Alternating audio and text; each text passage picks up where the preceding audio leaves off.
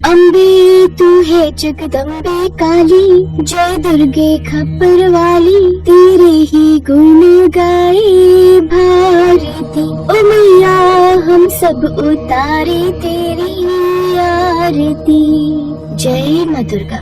सोनाली अपने घर के मंदिर में दुर्गा माँ की पूजा कर रही होती है कि तभी उसकी सास उसे आवाज लगाते हुए कहती है, अरे ओ मनहूस, अगर तेरी भक्ति खत्म हो गई हो तो मेरे लिए नाश्ता लगा दे। अरे ये क्या माँ जी, उठ गई? लेकिन अभी तो मेरी आरती पूरी भी नहीं हुई, पहले जल्दी से पूजा कर लेती हूँ। सोनाली फिर से पूजा पाठ में जुट जाती है, फिर जल्दी से रसोई में जाकर अपनी सास के लिए नाश्ता लगाती है। ये लीजिए माँ जी आपका नाश्ता। गायत्री जैसे ही खाने के लिए पहला निवाला मुंह में डालती है तो वो उसे थूकते हुए कहती है, अरे छी कर लो मैया, थु, थु, थु। ये अपने काले हाथों से क्या बनाया है खाने में तूने? अरे शक्ल अच्छी नहीं है, कम से कम खाना तो अच्छे से बनाया कर। इसमें नमक और मिर्च कितनी ज्यादा डाल रखी है। लेकिन माँ जी मैंने तो सब चीज हिसाब से डाली थी। गुस्से में गायत्री उठती है और उसके दोनों हाथों को मरोड़ते हुए कहती है, मैंने कहा था ना, जब भी तू खाना बनाए अपने इन काले हाथों में ग्लव्स पहन कर रखा कर। तेरे इन काले हाथों से बना खाना हमें पसंद नहीं। मुझे छोड़ दीजिए माँ जी, जल्दी मैं भूल गई। अब मेरे हाथों में बहुत दर्द हो रहा है। दादी दादी दादी छोड़ दो माँ को। हट यहाँ से, और तू अभी के अभी यहाँ से जा और हाथों में ग्लव्स पहनकर फिर से नाश्ता बना कर ला। सोनाली रोते हुए रसोई में चली जाती है और फिर से नाश्ता बनाने लगती है। तभी मनोहर गायत्री से, क्या भाग्यवान, क्यों तुम उस बेचारी के पीछे हाथ धोकर पड़ी रहती हो? अब उसका रंग ऐसा है तो इसमें इसकी क्या गलती? तुम तो चुप ही रहो जी, अच्छे से जानती हूँ सब गलती तुम्हारी है। ना तो तुम अपने उस मरे हुए दोस्त को वचन देते और ना ही उसकी एक कल्लो बेटी हमारे घर आती। कुछ देर बाद गायत्री का छोटा बेटा रोहन आता है। तब तक सोनाली भी ग्लव्स पहनकर नाश्ता बनाकर ले आती है।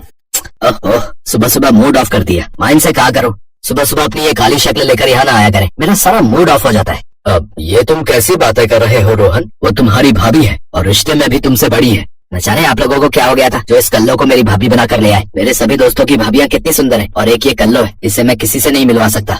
और सच कहूँ तो इनकी काली शक्ल देखकर मेरा मन भी नहीं करता कुछ भी खाने को। ये नाश्ता भी रहने दो, मैं ऑफिस में ही कुछ खा लूंगा। ये कहकर रोहन बिना खाना खाए ही वहाँ से चला गया। अपने बेटे को ऐसे जाता देखकर गायत्री बोली, क्यों रे कल्लू मैया, मिल गई तेरे कलेजे को ठंडक। मेरा बेटा भूखा गया है ऑफिस, तेरी शक्ल देखकर वो नाश्ता तक नहीं कर पाया। अरे जा अब अपनी काली शक्ल लेकर यहाँ से चली जा। गायत्री की ऐसी बातें सुनते हुए सलोनी अपने कमरे में जाती है और दुर्गा माँ की मूर्ति के आगे फूट फूट कर रोने लगती है। माँ, मेरा रंग काला है तो इसमें मेरा क्या कसूर है? क्यों सब मुझे भला बुरा सुनाते रहते हैं? आपने क्यों मुझे इतना काला बनाया? मेरे रंग की वजह से घर में मेरी कोई वैल्यू नहीं है। ऐसे ही अपने काले रंग की वजह से बेचारी सलोनी को रोजाना अपनी सास और देवर के ताने सुनने पड़ते थे। कुछ समय बाद गायत्री के छोटे बेटे की भी शादी हो गई। वो उसके लिए सुंदर सी दुल्हन लेकर आई। अब गायत्री अपनी गोरी बहू से कोई भी काम नहीं लेती और सब काम सलोनी से ही करवाती। आलू मटर की सब्जी बन गई, अब जल्दी से रोटी लगा लेती हूँ। कुछ रोटियां बनाने के बाद दरवाजे की घंटी बजती है। घंटी की आवाज सुनकर सोफे पर अपनी गोरी बहू के साथ बैठकर टीवी देखती हुई गायत्री सलोनी को आवाज देते हुए कहती है, अरे ओ कल्लो, कहाँ मर गई? घंटी की आवाज सुनाई नहीं देती क्या तुझे? जा जाकर दरवाजा खोल, दूध वाला आया होगा। सलोनी जैसे ही दरवाजा खोलने जाती है तो पीछे से गैस पर रखी रोटी जल जाती है। जलने की महक से गायत्री रसोई में जाती है। सत्यानाश, इससे एक काम ढंग से नहीं होता। क्या करूं मैं इसका? मुफ्त का राशन तोड़ रही है, ऊपर से अपनी शक्ल की रोटियां बना रही है काली काली। तू ना मेरा नुकसान पर नुकसान करवा रही है। तेरी शक्ल तो मुझे वैसे भी पसंद नहीं थी, ऊपर से अब तेरी हरकतें भी ऐसी हैं। मैं तुझे अब इस घर में और नहीं रहने दे सकती। सलोनी के बाल पकड़ती है और उसे घसीटते हुए बाहर ले जाती है। बाजी, बाजी आप क्या करिए? छोड़िए ना बाजी, मुझे छोड़ दीजिए। बाजी मुझे घर से मत निकालिए। बाजी मैं इस घर को छोड़कर कहाँ जाऊंगी? इसके अलावा मेरा और कोई ठिकाना नहीं है। जहाँ मर्जी जाकर मर, लेकिन तू अब मेरे घर में और नहीं रहेगी। और हाँ, अपनी इस दुर्गा को भी अपने साथ लेकर जा। ये कहकर वो उसे घर से निकाल देती है। बेचारी सलोनी रिया का हाथ थामे और दुर्गा माँ की मूर्ति थामे सड़क पर चली जा रही। तभी चलते चलते उसकी नजर पेड़ के नीचे चूड़ी बेचने वाली एक औरत पर गई जो बेहोश हो रही थी। अरे ये क्या, ये तो बेहोश हो रही है। पानी, आप रुको, मैं आपके लिए पानी लेकर आती हूँ।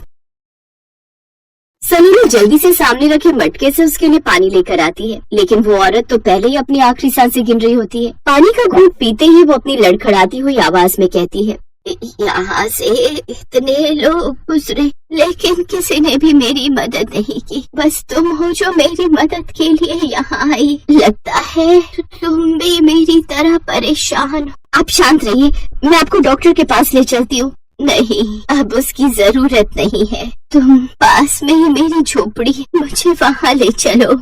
सलोनी जैसे तैसे उसे उसकी झोपड़ी तक लेकर जाती है। उसकी झोपड़ी में ढेर सारी चूड़ियाँ रखी होती हैं। ये मेरी झोपड़ी है, अब से तुम इसमें रह लेना और ये चूड़ियाँ बेचकर अपना गुजर बसर करना। ये कहते ही उसकी मौत हो जाती है। फिर सलोनी उसका अंतिम संस्कार करती है और अब उसकी झोपड़ी में ही रहने लगती है और अगले दिन कुछ चूड़ियाँ लेकर बाजार चल पड़ती है। उस दिन उसकी थोड़ी आमदनी ही होती है जिससे उसका खाने पीने का गुजारा चल पड़ता है। ज्यादा न सही, लेकिन इससे 2 वक्त का खाने का गुजारा तो निकल ही जाएगा। अब वो उस झोपड़ी में रहकर अपना पेट पालने लगी। कुछ दिन बाद नवरात्रि आने वाली थी और 9 नवरात्रि के व्रत रखने का संकल्प लेती है। वो सभी 9 दिन भूखे रहकर व्रत करती है। ऐसे ही 9 दिन बीत गए। मेरे पास कंजकों को भोग लगाने के लिए ज्यादा कुछ सामान तो नहीं है, लेकिन सूजी का भोग तो मैं उन्हें लगा ही सकती हूँ ना। ये कहकर सलोनी बाजार से थोड़ी सूजी ले आई और चूल्हे पर आकर हलवा बनाकर तैयार कर दिया। माँ, अब मैं जाकर 9 कन्याएं ढूंढ कर लाती हूँ। तभी उसके दरवाजे पर 9 कन्याएं आती हैं। अगर आप बुरा ना माने तो क्या हम कंजक खाने आ सकती हैं? आपके यहाँ से प्रसाद की बड़ी अच्छी खुशबू आ रही है। हाँ, क्यों नहीं। मैं तो बस अभी कंजकों को ढूंढने ही जा रही थी, लेकिन मुझे माफ करना, मेरे पास तुम्हें हलवे का भोग लगाने के अलावा कुछ भी नहीं है। झूठ क्यों बोलती हो माँ? अंदर रसोई में जाकर देखो, वहाँ से पूरी, छोले और आलू की सब्जी की भी महक आ रही है। सलोनी रसोई में गई तो सचमुच वहाँ पर हलवे के साथ साथ पूरी, छोले और आलू की सब्जी भी रखी हुई थी। ये देख सलोनी हैरान रह गई और इसे माँ दुर्गा का चमत्कार मानकर वो भोग उन कंजकों को लगाया। भोग बहुत स्वादिष्ट था। माता रानी की कृपा तुम पर सदा बरसती रहे। फिर जैसे ही वो जाने लगी तो उनके पैरों की छाप सलोनी की झोपड़ी में पड़ने लगी। ये देख सलोनी हैरान रह गई। उसे समझते देर नहीं लगी कि ये उसकी 9 देवियां ही हैं। वो रोते हुए उनके पैरों में गिर गई। माँ, मैं जानती हूँ ये आप हो माँ, मुझे दर्शन दो माँ, इस अभागन को दर्शन दो माँ। उसके इतना कहते ही वो सभी देवियां अपने असली रूप में आ गई। ये देख सलोनी हाथ जोड़कर खड़ी हो जाती है। सलोनी, तुम हमारी प्रिय भक्त हो, तो हमें तो तुम्हारे हाथ का बना भोग खाने आना ही था। आपके दर्शन पाकर तो मेरा जीवन सफल हो गया माँ, मैं धन्य हो गई। सलोनी, हम सबका आशीर्वाद तुम पर हमेशा बना रहेगा। अब से तुम्हें किसी चीज की कोई कमी नहीं होगी। इतना कहते ही उसकी छोटी सी झोपड़ी बड़े से घर में बदल जाती है और ढेर सारे सोने की मोहरों का ढेर वहाँ लग जाता है। तो वहीं दूसरी तरफ गायत्री के घर में शॉर्ट सर्किट होने की वजह से उसके पूरे घर में आग लग जाती है और उनका सब कुछ जलकर खाक हो जाता है। अब वो सब सड़क पर आ जाते हैं। तो वहीं सलोनी अपनी बेटी के साथ खुशी खुशी अपना जीवन यापन करती है। स्वामी, जब मैं पृथ्वीलोक पर बच्चों को स्कूल जाते देखती हूँ ना, तो मेरा भी बड़ा मन करता है कि मैं भी स्कूल जाऊं, मुझे भी कोई अध्यापिका पढ़ाए, मेरी भी स्कूल में सहेलियां हो जिनके साथ मैं खेल सकूं। कितना अच्छा लगता है ना सब बच्चों को स्कूल जाता देख। काश मैं भी ये अनुभव कर पाती। शिव जी ने मुस्कुराते हुए कहा, देवी, आप तो स्वयं ही शिक्षा की देवी हैं, फिर आपको स्कूल जाने की क्या आवश्यकता? और फिर भी आपकी इतनी इच्छा है तो इसमें सोचना क्या देवी? आलमपुर गांव में मनोज और संध्या नाम के पति पत्नी रहते थे। उनके परिवार में उनके 5 साल के 2 जुड़वा बेटे अमित और सुमित और एक बूढ़ी माँ जानकी थी। मनोज एक लकड़हारा था। वो लकड़ियाँ काटकर अपना और अपने परिवार का पेट पालता था। मनोज और संध्या दोनों ही माँ दुर्गा के बहुत बड़े भक्त थे। वो हर रोज दुर्गा माँ की पूजा करते थे। मनोज के 2 बेटे थे, लेकिन उसकी हमेशा से बड़ी चाहत थी कि उसकी भी दुर्गा माँ जैसी एक प्यारी सी बेटी हो। लेकिन 2 बेटों के बाद संध्या को गर्भ धारण में बड़ी दिक्कतें आ रही थी, जिस वजह से वो फिर से माँ नहीं बन पा रही थी। फिर एक रोज मनोज जंगल में जब पेड़ से लकड़ियाँ काटने लगा तो उसे उस पेड़ के खोखल से एक बच्ची के रोने की आवाज आई। उसने पेड़ के खोखल में देखा तो उसमें एक नवजात बच्ची रो रही थी। अरे ये बच्ची इस पेड़ में कहाँ से आई? मनोज ने झट से उस बच्ची को गोद में उठाया और उसे अपने साथ घर ले आया। ये तो बड़ी ही प्यारी बच्ची है जी। ये तो साक्षात माँ दुर्गा का हम पर आशीर्वाद है। माँ, अब तो हमारी भी छोटी बहन आ गई। अब बताऊंगा मैं उस चिंटू को। बड़ा घमंड करता था ना अपनी बहन को लेकर। बिटिया के घर आने से सब बहुत खुश थे। अगर कोई नाखुश था तो वो थी संध्या की सास जानकी। ना जाने किसका पाप किसका बोझ उठा लाया मेरा बेटा। बेटी की चाह में तो ये बावला ही हो गया है। ऐसा क्यों कहती हो माँ? ये तो स्वयं माँ दुर्गा हमारे घर आई हैं। देखो तो कितनी प्यारी सूरत है इसकी, कितना तेज है इसके चेहरे पर। ऐसा लगता है ये साक्षात माँ दुर्गा ही है। बिल्कुल ठीक कहा जी। इसलिए अब हम अपनी बिटिया का नाम अंबिका रखेंगे। अंबिका को घर में सब बहुत प्यार करते। उसके घर में आने से एक अलग ही रौनक रहती थी। लेकिन जानकी उसे हमेशा भला बुरा ही कहती रहती थी। ना जाने किसका खून है ये। जात पात कुछ नहीं पता और बस उठा लाया। एक तो वैसे ही मेरे बेटे पर पूरे परिवार का पेट पालने का भार और अब ऊपर से इस बेटी का बोझ। धीरे धीरे समय बीता और अंबिका 5 साल की हो गई। उसके दोनों भाई अमित सुमित गांव के स्कूल में पढ़ते थे। उन्हें देख अंबिका का भी बड़ा मन करता कि वो भी स्कूल जाए। फिर एक रोज वो अपने बाबा से कहती है, बाबा मुझे भी स्कूल जाना है, मैं भी पढ़ना चाहती हूँ। लेकिन मेरी बच्ची। क्या हुआ बाबा? लेकिन ये कि हमारे पास इतने पैसे नहीं हैं कि मेरा बेटा तुम तीनों के स्कूल का खर्चा पानी उठा सके। अरे जानती भी है स्कूल की वर्दी किताबें जूते इन सब में कितना खर्च आता है। और वैसे भी तुझे तो कल को पराए घर ही जाना है। फिर तू क्या करेगी पढ़ लिख कर? घर गृहस्थी के काम सीख तू तो बस। दादी की बातें सुनकर अंबिका उदास हो जाती है। फिर संध्या अपने कानों की बालियां बेचकर उसका एडमिशन स्कूल में करवा देती है और उसके लिए किताबें और वर्दी खरीदती है। आज अंबिका के स्कूल का पहला दिन था। वो अपने दोनों भाइयों के साथ स्कूल चली जाती है। स्कूल जाकर अंबिका बहुत खुश थी। उसके अंदर एक अजीब चमक थी जिससे उसने पहले ही दिन स्कूल में सभी टीचर स्टूडेंट्स को अपनी ओर आकर्षित कर लिया। पहले ही दिन उसके खूब सारे दोस्त बन गए। स्कूल में टीचर्स जो भी पढ़ाती उसका जवाब पहले से ही अंबिका को आ जाता। अरे वाह अंबिका, तुम्हें पहले से सब आता है। सचमुच बहुत तेज दिमाग है तुम्हारा। धन्यवाद। अंबिका का दिमाग इतना तेज था कि वो 5वीं में पढ़ रहे अपने दोनों भाइयों को भी पढ़ा देती थी। सुमित, तुझे मैथ का ये वाला सवाल समझ आया था क्या? स्कूल में सर ने बताया था, लेकिन मुझे फिर भी समझ में नहीं आया। नहीं, समझ तो मुझे भी नहीं आया। भैया ये तो कितना आसान है, लाओ मैं समझाती हूँ। तो रहने दे अंबिका, जब हमें समझ में नहीं आ रहा तो तुझ पहली क्लास में पढ़ने वाली को क्या समझ आएगा? लेकिन तभी अंबिका ने उस प्रश्न का जवाब चुटकियों में सॉल्व कर दिया।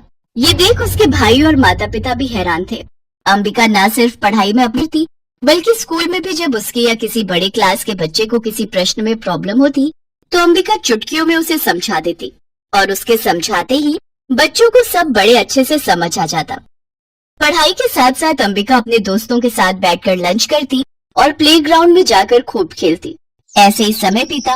फिर एक दिन स्कूल में, भागो भागो, स्कूल की पहली मंजिल में आग लग गई है, जल्दी करो।